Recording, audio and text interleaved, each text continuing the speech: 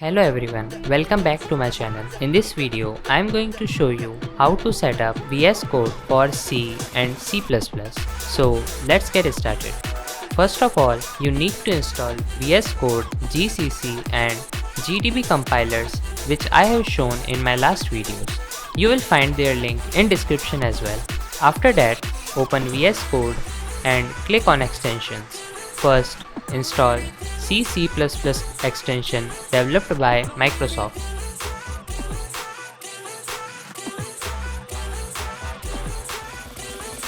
Then install Code Runner developed by Junhan.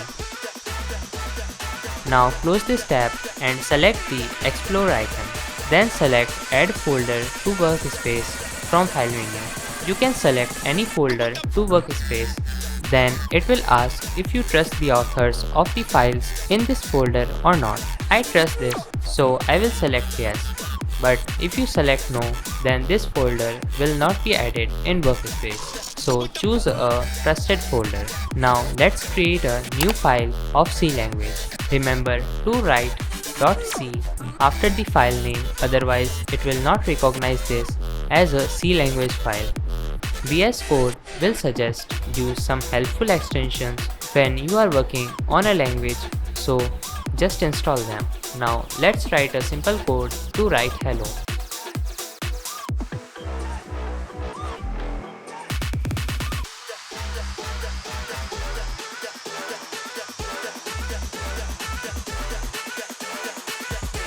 As you can see that it's showing an error, which we don't need to worry about. You just have to enable autosave from file menu and run the code again. Now it's working fine. I hope my video was helpful to you and keep supporting my channel.